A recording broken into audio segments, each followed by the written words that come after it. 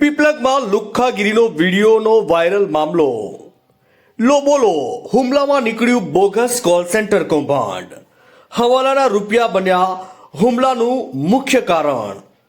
હવાલાના રૂપિયાને બદલે શું ચાલી રહી છે માત્ર મારામારી પૂરતી કાર્યવાહી તે પ્રશ્ન. ખેડા જિલ્લા પોલીસ વડા રાજેશ ગડિયાનું નિવેદન. રૂપિયાની લેવડ દેવડ મામલે થયો હતો આ હુમલો. ફ્રોડ કોલ સેન્ટર ચાલતું હોવાને લઈને એલસીબી એસઓજીને તપાસ. કોલ સેન્ટર જેવી અન્ય ગુનાહિત કૃત્ય જણાશે તો તેને ધ્યાનમાં લેવાશે. વિકાસ આહિરે મિત્ર દેવ આહીના રૂપિયા કબૂલેલા જે સિદ્ધાર્થ રબારીને આપવાના હતા. 10 લાખની લેતી દેતી મામલે બંને વચ્ચે ખટરાગ હતો. વિકાસ અને સિદ્ધાર્થ બંને ખાસ મિત્રો જ હતા. નડિયાદ રૂરલમાં સામસામે બંને પક્ષે ફરિયાદ દાખલ કરી છે. એક પક્ષે 3 અને અન્ય પક્ષે 5 લોકો સામે ફરિયાદ નોંધાવી છે. 2 આરોપીઓ દવાખાનામાં સારવાર હેઠળ છે.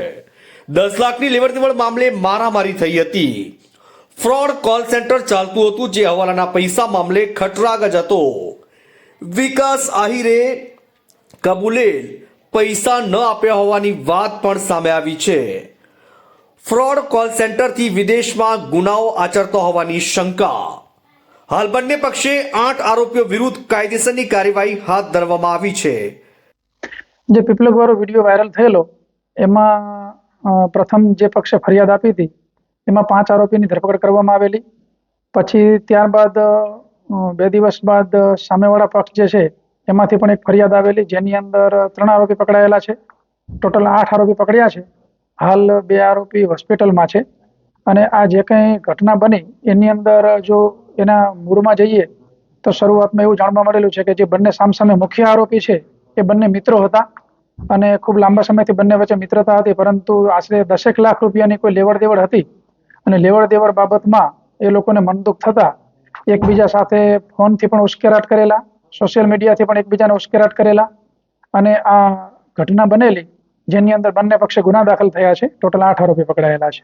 ઈજાગ્રસ્ત જે આરોપી છે, જેને આરોપી અત્યારે તો આરોપી જ કહી શકાય, ઈજાગ્રસ્ત આરોપીએ સીધો આક્ષેપ કેવા લોકો પર લગાવેલો છે કે તે લોકો જે કોલ ફ્રોડ કોલ સેન્ટર ચલાવતા હતા અને લોકો સાથે છેતરપિંડી કરતા હતા. એ દિશામાં એ બાબતમાં પણ ખૂબ વિગતવાર પૂછપરછ કરવામાં આવેલી છે અને આ મુદ્દાને અમે ખૂબ ગંભીરતાથી લીધેલો છે, કારણ કે અમને પણ એવી માહિતી મળેલી કે કોઈ આ જે પૈસાની મેટર છે એ કોઈ પણ પ્રકારના હવાલાના પૈસા કોઈને આપવાના હતા અને નથી આપ્યા એ એના મૂળમાંથી ઉદ્ભવેલું છે. આ માટે એલસીબીને અને એસઓજીને પણ આજે લોકલ પોલીસની સાથે રહી એના મૂળમાં જાય એ પ્રકારના પ્રયત્નો કરવામાં આવેલા છે. અને આની માટે જે વિકાસ આહિર છે એમના કોઈ મિત્ર દેવ આહિર કરીને છે જે હાલ કેનેડા છે, અને એમના કહેવા મુજબ એ દેવ આહિરે જે પૈસા આપવાના હતા એ વિકાસ આહિરે કબૂલ્યા હતા અને વિકાસ આહિરે આપવાના થતા હતા એમાં જે આ સિદ્ધાર્થ રબારી અને વિકાસ આહિર વચ્ચે પ્રશ્નો થયેલા અને એમાંથી આ ઝઘડાએ મૂળ સ્વરૂપ ધારણ કરેલું અને એમાં બંને પક્ષે ગુના દાખલ થયા, ગંભીર બનાવો બન્યા. પરંતુ કોઈ ગુનાહિત કૃત્ય જે અગાઉ કોઈ થઈ ગયેલું છે કે કેમ, આ બાબતે ખાસ એલસીબી અને એસઓજીને પણ સૂચના આપી. એ અધિકારીઓ પણ હાલ કાર્યવાહી કરી રહ્યા છે. એની અંદર જો અન્ય કોઈ ગુનાહિત વિગત જણાઈ આવશે તો એને પણ ધ્યાને લેવામાં આવશે. ચાલતું હતું એનાથી વિદેશમાં આ લોકો ગુના કરતા હતા, વિદેશમાં પૈસા લેતા હતા. કોઈ વિદેશી એજન્સી દ્વારા અહીંયા કોઈ તપાસ કરવામાં આવી હોય તો ના, અત્યાર સુધી એવી કોઈ બાબત ધ્યાને આવેલ નથી. અને હાલ જે પ્રાથમિક માહિતી જે છે કે કોઈ હવાલાના પૈસા લેવાના હતા તો કયો હવાલો હતો, શું હતો, કઈ બાબતમાંથી હતો, અને જે 10 લાખ રૂપિયાની વાત છે તો એમાં ખૂબ ઊંડાણપૂર્વક જવું જરૂરી છે. કારણ કે અહીંયા જે વ્યક્તિની વાત, જે વ્યક્તિનું નામ આવે છે કે એના મિત્ર પાસેથી એને પૈસા કબૂલ્યા હતા, હવે એ વ્યક્તિ, એનો મિત્ર જે છે એ કેનેડા છે, એટલે એની સાથે પણ વ્યવસ્થિત વાત થાય અને એની અંદરથી ડિટેલ મળે ત્યારબાદ આની અંદર બહુ ઊંડાણપૂર્વકની માહિતી મેળવી શકીએ અને તપાસમાં વધારે આગળ વધી શકીએ. હાલ 8 આરોપી પકડી અને આગળ જે કાર્યવાહી છે એ નડિયાદ રૂરલ પીઆઈ કરી રહ્યા છે. હું જૂના બિલોદરા હરિઓમ આશ્રમ પાછળ રહું છું. હું અને મારા ફ્રેન્ડ નરેશ અમે ત્યાં ખોડિયારમાં મંદિર છે ત્યાં જતા હતા. દર્શન કરીને પાછા રિટર્ન વળતા હતા. તે હમણાં વિકાસભાઈ મળ્યા રસ્તામાં, તો ત્યાં આગળ ઊભા હતા તો અમે એમની જોડે વાતચીત કરવા માટે ખાલી ઊભા રહ્યા. એટલામાં જ લગભગ 7-8 જેટલી ગાડીઓ આવી ગઈ અને એમાંથી અચાનક બધા બોલો આપણે મિલ રોડના પેલા શિવો રબારી અને સિદ્ધાર્થ રબારી એમને ઓળખું છું. એવા અચાનક બધા આયા, ધારિયા પાઇપ લોખંડ લાઈફ બધું લઈને, અને વિકાસભાઈના આજ જાનથી મારી નાખીશું એવું બોલી અચાનક એમની પર હુમલો કરી દીધો. તો અમે વચ્ચે છોડાવવા પડ્યા. તો મને આગળ વાગી ગયું, વિકાસભાઈના માથામાં ઈજા થઈ અને મારા ફ્રેન્ડને પણ કાનના ભાગે અને પાછળ હેમરેજ છે.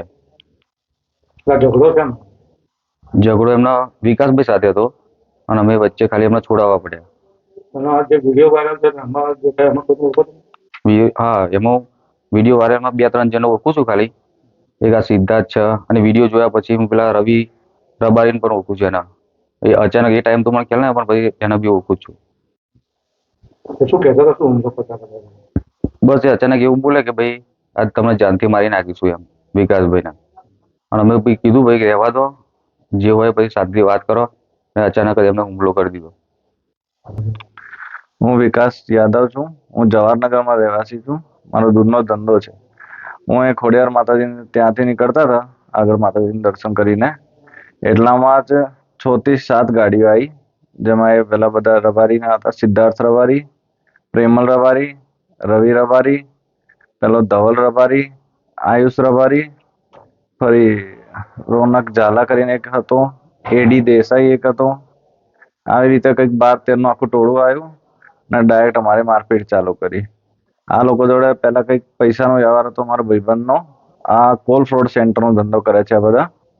એમાં કંઈક 10 લાખનું હતું. એમાં હું વચ્ચે પડેલો, એટલે પહેલો ભાઈ કેનેડા જતો રહ્યો, એટલે આ લોકોએ મારા જોડે ઉઘરાણી ચાલુ કરી.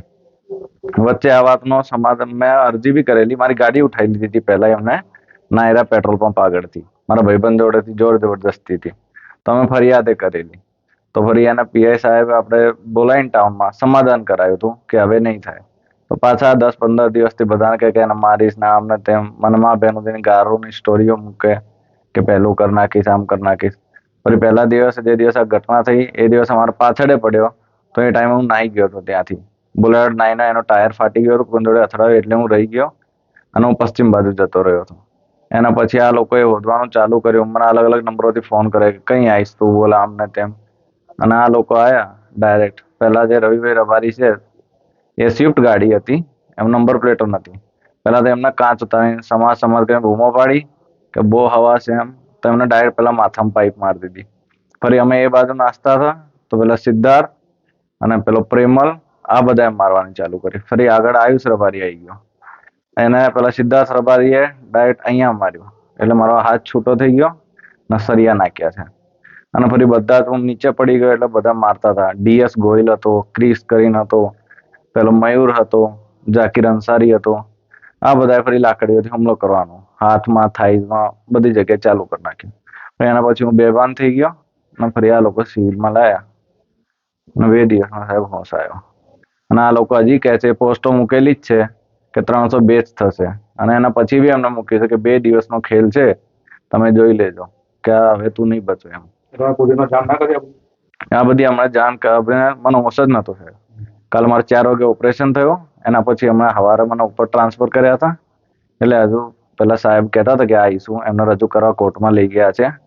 અને મારી 2 વીંટી હતી ને ચેન હતી, એ એમને કાઢી લીધી. અને ઘડિયાળ હતી મારી આઈવોચ. એમને કીધું જો આટલા તો છે, ઉપરના તારે 10 લાખ તો કે તું શું તારા બાપોએ હાલશે, બાકી તમે હરિયાણા છો તો કે ત્યાં ભેગા થઈ જાઓ, ગુજરાતમાં મેર નહીં ખાય.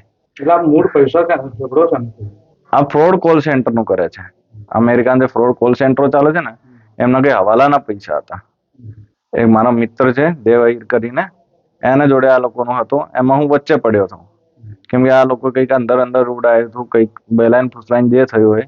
તો અમદાવાદ જતો હતો ને, તો એ પેલો કેનેડા જતો રહ્યો એમના ત્રાસના લીધે. અને આ લોકો ફરી ત્યાં ગયા પછી કે આના જોડે પૈસા મળશે. 2 લાખ રૂપિયા માટે પહેલા જ પડાવી દીધા હતા. મેં પહેલી અરજીમાં લખ્યું જ હતું. હું બીકના મારે એમને આપી જ દીધા હતા. તો પાછા કે ગમે તે મળતા હોય એમ. વચ્ચે ગાડી ઉઠાવીને પાછું આવું લૂંટપાટનું કર્યું મારા જોડે. અને કે હજી પૈસા જોઈશે, બાકી તું જાનથી મરી ગયો, સમજી લેજે. અને પોલીસને ઓપન ચેલેન્જ જ કરે છે. અને આપણા જોડે ઓડિયો બી છે, જેમાં પોલીસને અને મારો ભાઈબંધ છે એમને ગાર બોલે કે તલવારોથી કાપી નાખીશ, બચકા ભરીને તોડી દઈશ, એ બધું છે. અમે એની અરજી જવાહરનગર પોલીસ ચોકી એમ કરી હતી, એમાંય સમાધાન કરાયો છે.